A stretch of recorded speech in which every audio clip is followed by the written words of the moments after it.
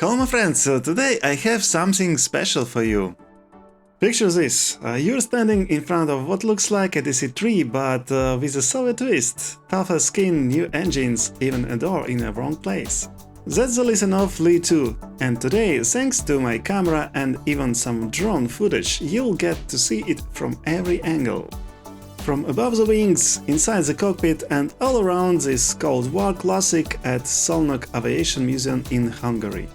The Li-2 is basically the Soviet Union saying, nice airplane America, we'll take it, and make 1200 changes. Yes, over 1200 modifications were made when the DC-3 became the PS-84 in Moscow back in 1939. Everything from switching to metric bolts, to stronger structure and to a brand new radial engines. By 1942, the type got its new name, Li-2, after Lisunov, the engineer who led the project. And while the DC-3 was busy becoming a legend in the West, the Li-2 becomes the backbone of the East. Paratroopers, cargo, bombs, even machine guns bolted on top. Basically, it did everything except serve you peanuts in economy class. Now, one of the coolest things about Szolnok, you don't just stare at airplanes from the ground. You get tower views and even drone shots, so you can see this beast from angles the original designers probably never imagined. From above, the Li-2's 29 meters wingspan looks like it's just waiting for a squad of paratroopers to jump. On the cruise altitude of 15 to 4500 meters, it can take you more than 2000 kilometers far away with a cruise speed 230 kilometers per hour. Yeah, that's slower than some motorbikes today, but accident probability for motorbikers on such a speed is close to 100. While on this massive bird you can relax, eat popcorn and enjoy views from the window. So, 230 km per hour, that's about 140 miles per hour. Not fast, but hey, it's gets there, with help of two radial engines AS62IR, pumping out up to 1000 horsepower each.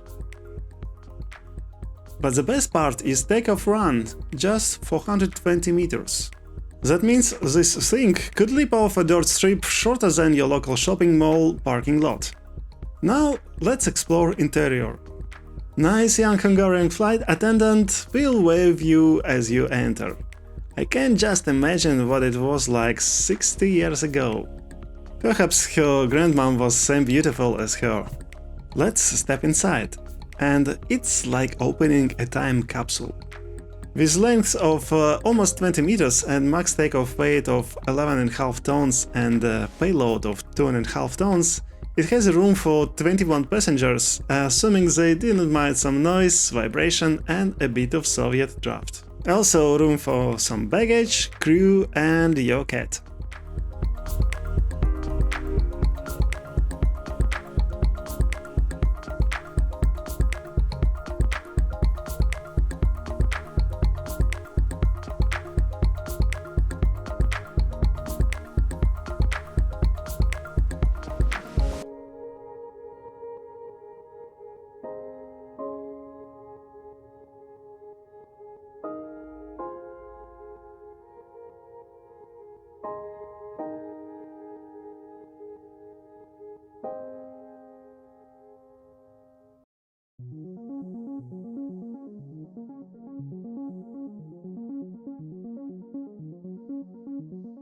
The cockpit is all analog.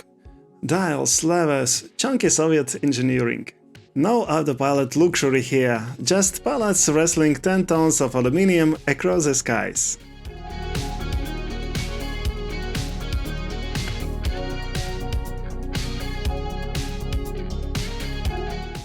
And in the back, depending on the year, this could have been full of paratroopers, VIPs or 21 nervous passengers hoping the heating worked. Spoiler alert, it usually didn't. And this I guess is emergency exit, serving now as open window for air conditioning in hot Hungarian day. Which reminds me anecdote when one prisoner asked another, "Why are you in jail?" "I just opened a window." "But they don't put you in jail for that." "How did this happen?" I was working on a submarine.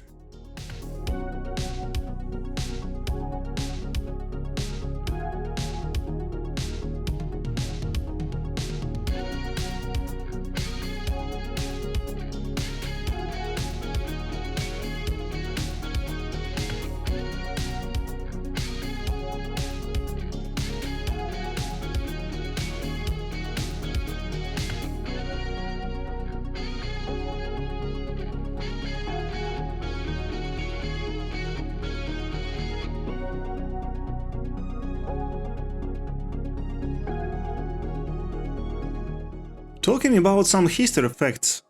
Here is a story in fast forward.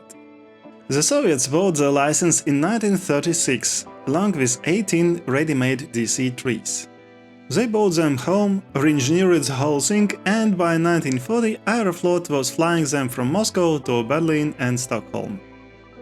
In World War II, the Li-2s carried supplies, dropped paratroopers, even bombed targets with up to 1,000 kilos of bombs under the wings.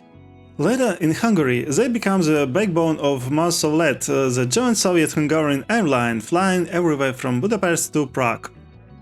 Eventually, they wore MALÉV colors until 1961.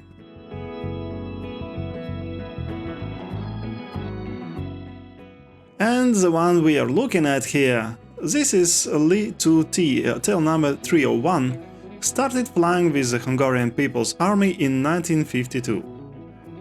It dropped paratroopers, carried cargo, and later even flew for MALÉV as HALIS. After retirement, it went on display, and in 2006 it found its way here, to Szolnok. So yes, this is not just a museum piece, it's lived several lives.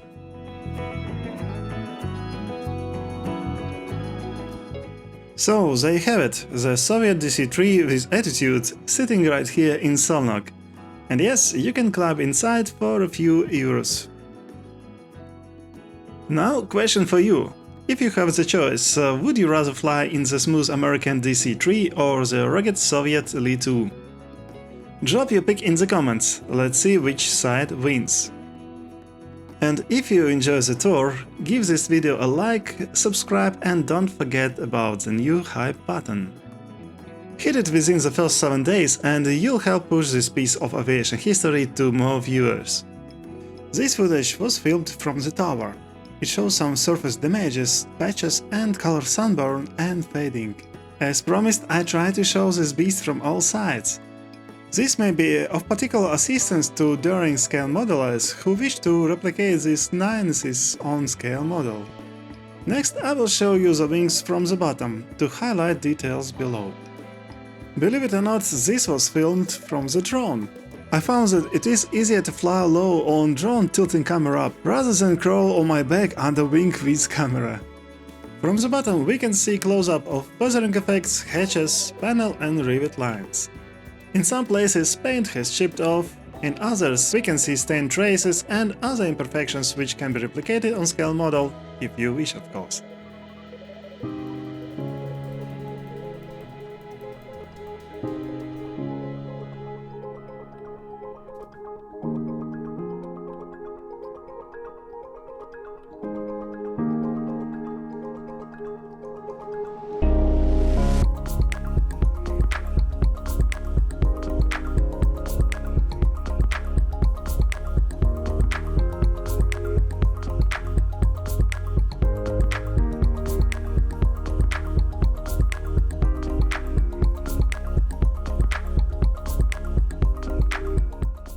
Here are details on the wheel wells. I know scale models like to replicate all these tubes and other details.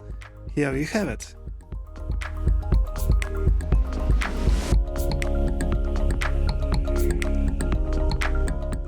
That's it for now. Thanks for joining me and stick around because Szolnok has even more aviation gems waiting.